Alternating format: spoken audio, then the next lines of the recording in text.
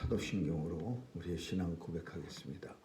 전능하사 천지를 만드신 하나님 아버지를 내가 믿사오며 그 외아들 우리 주 예수 그리스도를 믿사오니 이는 성령으로 잉태하사 동정녀 마리아에게 나시고 본디오 빌라도에게 고난을 받으사 십자가에 못 박혀 죽으시고 장사한 지 사흘 만에 죽은 자 가운데서 다시 살아나시어 하늘에 오르사 전능하신 하나님 우편에 앉아 계시다가 저리로서 산 자와 죽은 자를 심판하러 오시리라.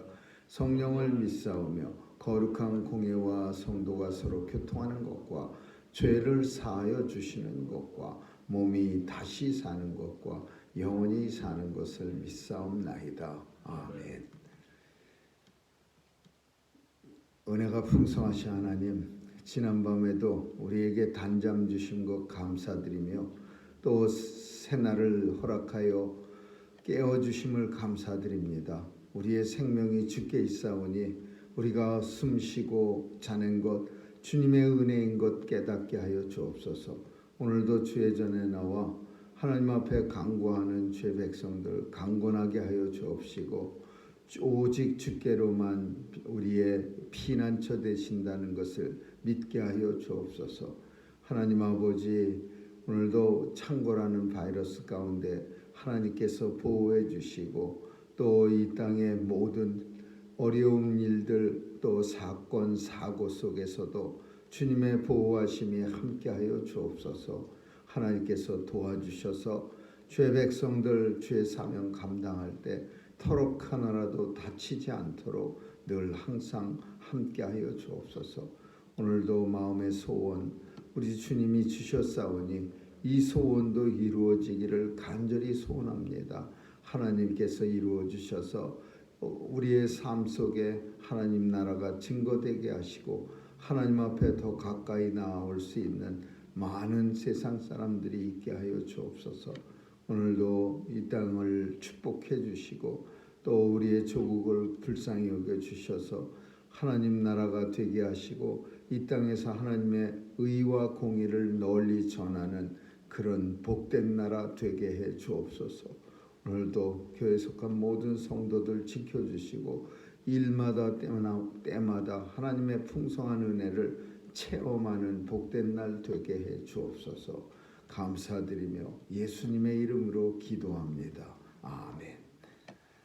우리 찬양 460장 부르시겠습니다.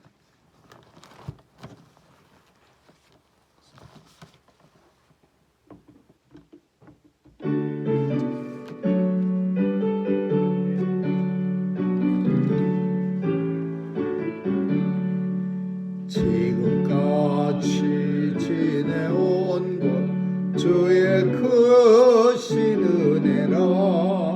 한이 없는 주의 사랑 어찌로 말하랴. 자나깨나 주의 손이 항상 살펴주시고 모든 일을 주 안에서 형통하게 하시니 몸도 마음도 연약하나 세임받아 살았네. 물붓듯이 부으시는 주의 은혜 족하다. 사랑 없는 거리에나 험한 산길에 맬 때 주의 손을 굳게 잡고 찬송하며 가리라. 주님 다시 배올라니 날로 날로 다가와 무거운 짐 주께 맡겨 벗을 날도 멀잖니. 나를 위해 예비하신 고향 집에 돌아가 아버지의 품 안에서 영원토록 살리라. 아멘. 하나님 말씀은 시편 89편 보겠습니다. 시편 89편 1절에서 18절까지 우리 한 절씩 교대로 읽습니다. 시편 89편 1절에서 18절입니다.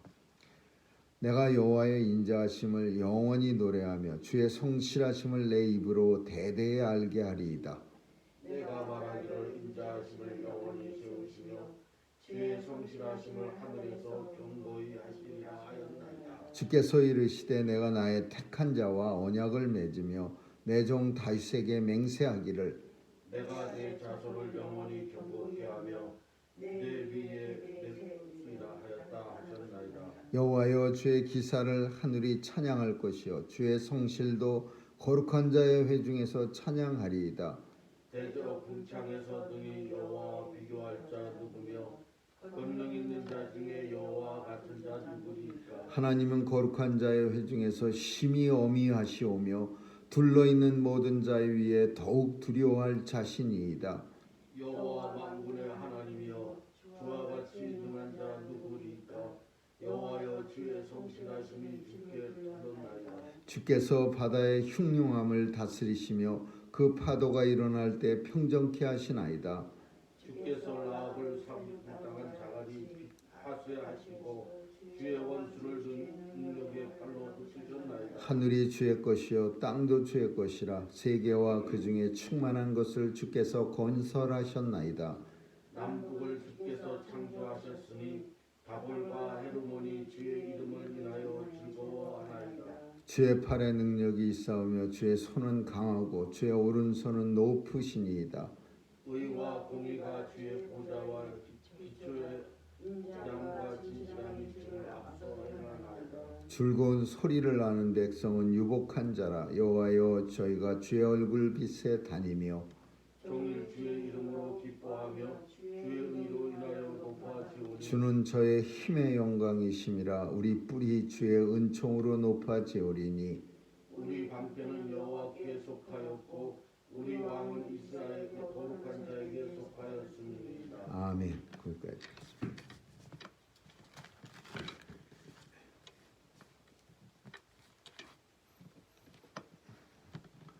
오늘 시편은 에스라임 에단의 마스길 이렇게 써 있는데 에스라임 에단이라고 하는 거가 사람 이름입니다. 에스라임 에단. 그 에단이라고 하는 사람은 그 아삽 같이 찬양대에서 일하는 그 찬양대원입니다. 근데 이 에스라임 에단이 오늘 이런 시를 쓴 배경은 어떤 몇 가지가 있습니다. 사실 어떤 시를 보면서 그 배경을 확실하게 이렇게 우리가 확실하게 정의를 내릴 수 없는 이유는 그 시인이 뭘 보고 무슨 상황 속에서 그 시를 썼는가는 사실 그 시인만 아는 겁니다. 그래서 만약에 우리가 잘 아는 어떤 시라고 할지라도 그 종종 우리는 빼앗긴들에도 봄은 오는가 이런 시에서 그 봄은 일본군들에게 짓밟힌 조국을 말하는 거고, 이상화 시인은 그 빼앗긴 들의 상징에서 한국의 독립, 조국의 독립을 생각했다.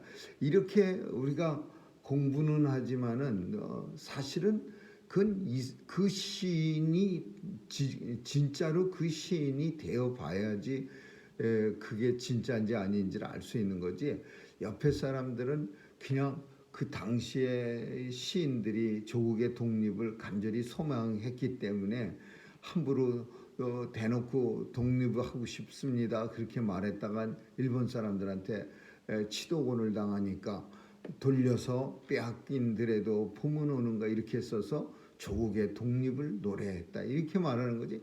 사실 그 시인은 정말 빼앗긴 들을 그 들을 보면서 황폐해진 들을 본다든지 그래서 그렇게 시를 쓸 수도 있는 거예요. 근데 오늘 본문은 이 시인은 어떤 경우에 이걸 썼느냐 하면은 이 애굽이 이스라엘을 침략합니다. 르호보암 왕 때. 그래갖고서는 애굽 왕 시삭이라고 하는 사람이 침략해갖고 그 성전에 있는 금은 보화니 이런 거를 갖다가 그냥 다 뺏어갑니다. 성전까지 들어와갖고 닥치는 대로 파괴하고 뺏어가고.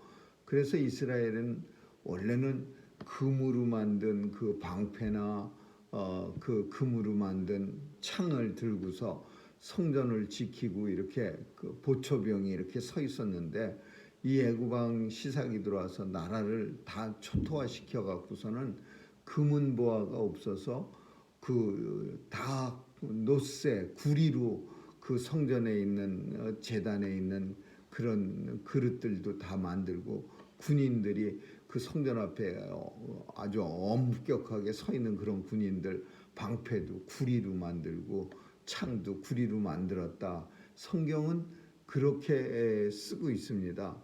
열왕기상 14장에 보면 애굽 왕 시삭에게 다 뺏긴 후에 이스라엘 사람들은 그런 걸 가지고서 만들어서 사용했다, 이렇게 써요. 근데 이런 상황, 애굽 왕에게 나라가 초토화됐을 때의 상황을 보면서 이 시편을 쓰는데, 왜 이런 시편이 나와야 하는가? 우리는 이럴 때 그런 상황 속에서 이런 시편이 왜 나와야 되는가라는 것을 생각해 봐야 돼요. 왜냐하면은 이스라엘은 하나님의 백성입니다. 그리고 자신들은 하나님의 유일한 선민이야. 유일하게 하나님이 선택한 백성이야. 그래서 하나님이 애굽에서 종되었던 이스라엘 백성들을 번쩍 옮겨다가 가나안 땅에 많은 7부족이 있었는데 그 사람들을 다 물리쳐 주시고 거기다가 싹 자리를 잡게 해 주셨어요. 그러니까 하나님이 다 주관하시는 거야.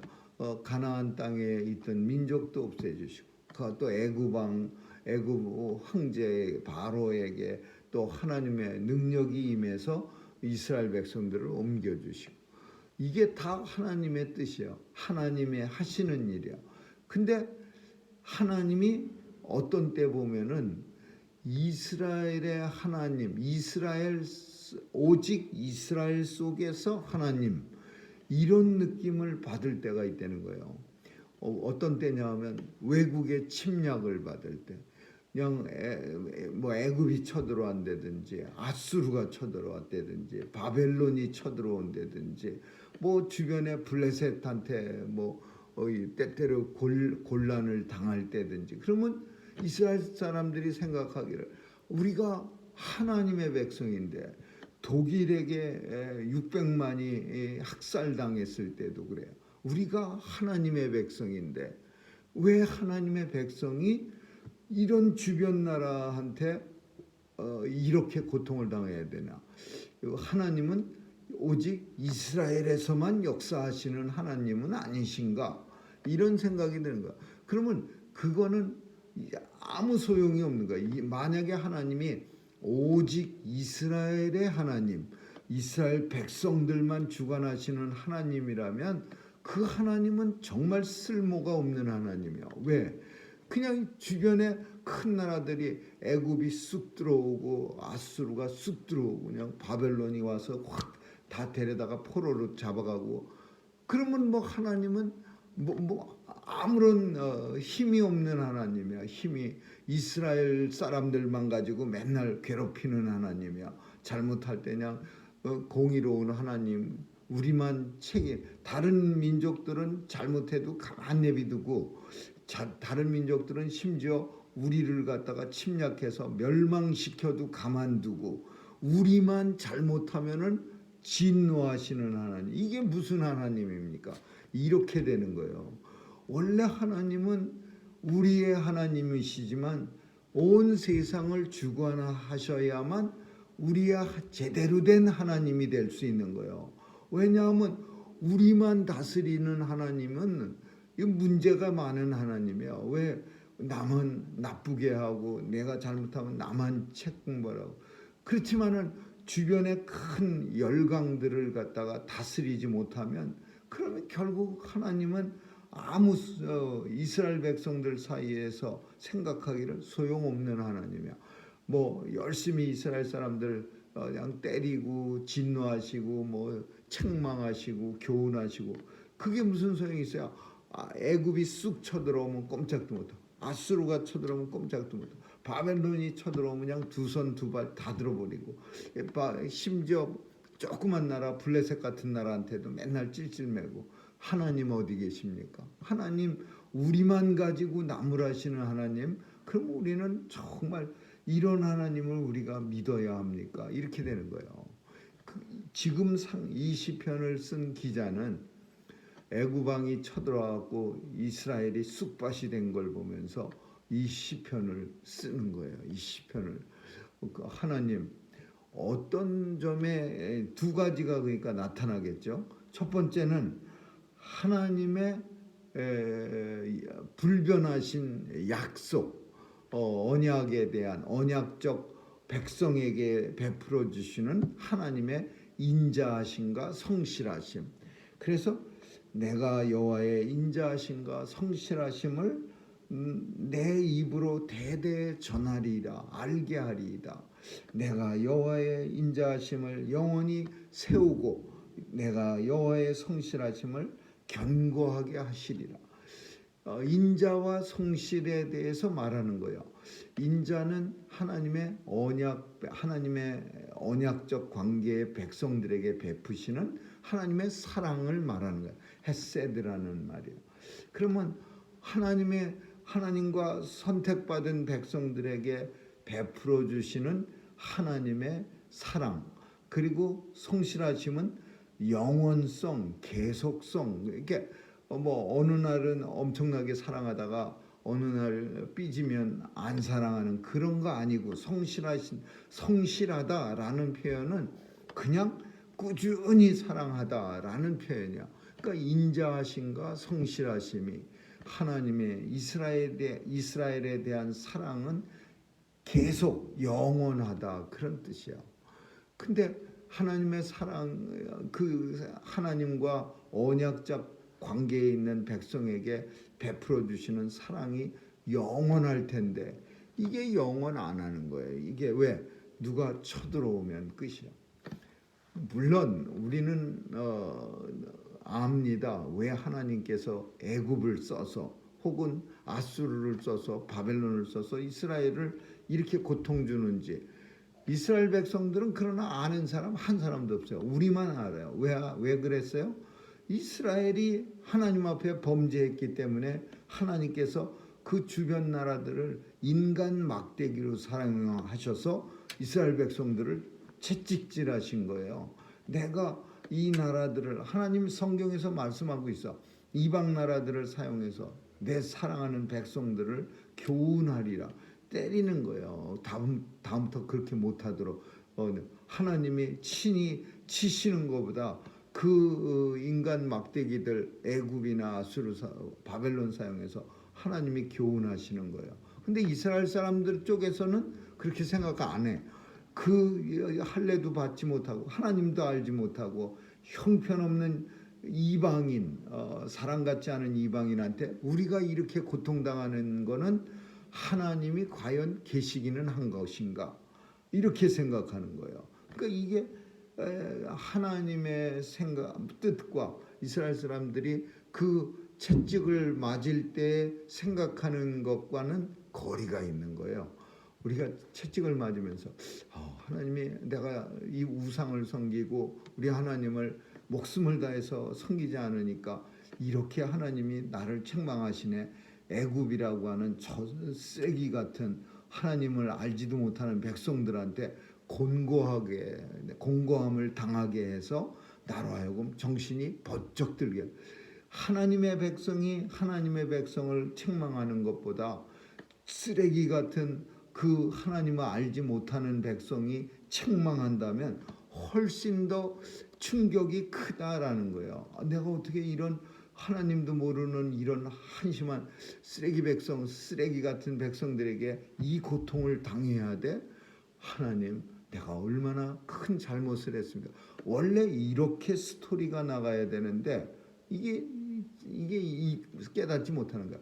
어떻게 하나님의 백성을 저런 쓰레기 같은 백성들이 와갖고 이렇게 짓밟고 그냥 금은보화를 성전에 구두발로 들어가서 막 집어가고 그냥 나라의 금은보화 하나도 안 남겨놔서 성전 앞에 서 있는 군인들도 누런 노쇠 창과 방패를 들고 서 있어야 되고, 이게 무슨 하나님은 계시기는 계시는 건가요? 이렇게 된 거예요.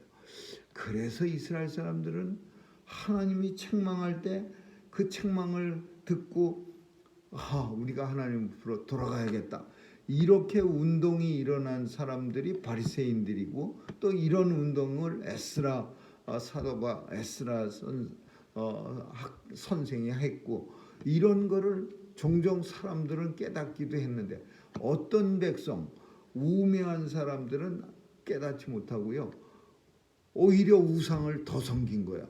애굽의 신이 세긴 센 것 같아. 우리 하나님도 꼼짝 못해. 그러니까 애굽 신을 섬기는 거야. 애굽의 태양 신을 섬기는 거야. 물소 소신을 섬기는 거야. 송아지 신. 북이스라엘에도 송아지 신 섬겼어요. 베델과 단에다가 성전 세워놓고 거기 가운데다가 여호와 법궤가 없으니까 대신 송아지 세웠어요. 그 송아지한테 빌었어요. 송아지 왜 섬겨? 우리도 애국같이 센 신을 섬기겠다 이거예요. 아스루 신도 섬기고 바벨론 신도 섬겼어요.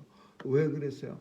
침략당할 때마다 그 하나님의 책망의 뜻을 깨닫고 하나님 앞으로 더 나가야 되는데, 오히려 이 한심한 인생들은 하나님은 이스라엘 내에서만 왔다 갔다 하시는 진짜 골목대장 같은 하나님, 이게 쓸모없는 하나님, 이방의 열방들은 꼼짝 못해갖고 그냥 우리 이스라엘을 갖다가 어떻게 저런 야만인 같은 사람들에게 맨날 짓밟혀야 돼, 이렇게 됐어요.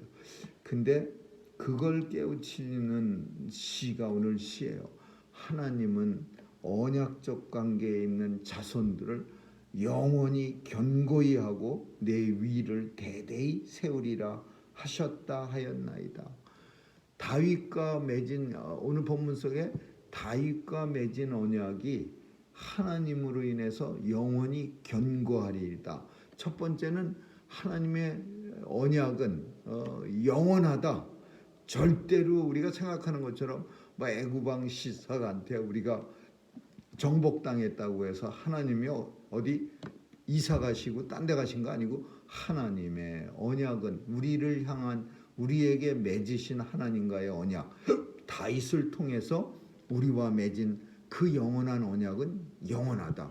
두 번째, 하나님은 모든 나라의 하나님, 심지어 모든 나라뿐 아니라 하늘과 땅까지도 주관하시는 하나님. 여기에 무슨 얘기들이냐? 주께서 바다의 흉흉함을 다스리고 그 파도가 일어날 때도 평정케 하시고, 주께서 라합을 살육당한 것처럼 파쇄하시고, 라합이라고 하는 것은 사람의 이름이 아니라 스톰을 말하는 거예요. 스톰, 허리케인에 어떤 이름을 붙이지 않습니까? 무슨 레리, 아이다 뭐 이런 허리케인 이름 같이 이 이스라엘 사람들은 바다에 큰 폭풍이 있는 거를 라합이라 그랬어요. 근데 그 큰 폭풍을, 그 허리케인을 사육당한 자 같이 죽임당한 사람들처럼 파쇄시켜버려요. 없애버리는 거예요. 주의 원수를 주의 능력의 팔로 흩으신 하나님께서 흩으신다. 그러니까 하나님은 힘없는 하나님, 그래 힘이 없어서 우리가 이렇게 애굽에게 당한 게 아니라, 하나님은 온 세상을 다스리시는 하나님. 하늘도 주님 것이요 땅도 주의 것, 그 중에 충만한 모든 것을 주께서 건설하신다. 남북을 주께서 창조하시고, 그리고 다볼과 헤르몬이 주의 이름을 인하여 즐거워합니다. 다볼산, 헤르몬산은 이스라엘 제일 꼭대기 북쪽에 있는 산들이에요. 그 산들도 다 유대 예루살렘만 하나님이 창조하신 게 아니고 그 다볼 헬몬 거기도 다 하나님의 창조로 인해서 그 땅들이 산들이 기뻐한다는 거예요. 그러니까 오늘 시편 기자 이 시를 쓴 사람은 하나님의 백성은 절대 변함이 없다. 하나님 약속은 우리의 약속을 지금 하나님이 파기하신 게 아니라 하나님의 약속은 변하지 않는다. 두 번째, 하나님은 이스라엘만의 하나님, 이스라엘 안에서 왔다 갔다 하시는 골목대장 같은 하나님 아니고 온 세상을 주관하시는 하나님이시다. 세 번째는 이제 그 하나님께서 이제 온 세상을 다스림같이 이스라엘을 다시 회복시켜 주실 것이라. 하나님의 백성들이 하나님 앞에 다시 나오면 하나님 앞에 자신의 죄를 용서를 구하고 하나님의 뜻대로 이 땅에서 다시 살게 되면 하나님께서 회복시켜 주시라. 이 세 개가 이 본문의 시에 나타난 그 뜻입니다. 이거 왜 이런 시를 성가대장 에단이라고 하는 사람이 이걸 써서 그 성전의 찬양대원들로 하여금 부르게 했을까 생각해 볼 때 많은 사람들이 이스라엘에 수도 없이 많은 사람들이 이 애굽왕한테 그 애굽은 엄청 싫어하는 사람들이야. 어떤 나중에 막 이스라엘이 멸망할 때 시드기야 왕 같이 막 그 바로 왕들이 막 애굽으로 다시 도망가기도 하고 그랬지만은 이 애굽이라고 하는 나라는 이스라엘 사람들이 끌려가서 포로로 살다가 간신히 도망 나온 나라예요. 하나님의 은혜로.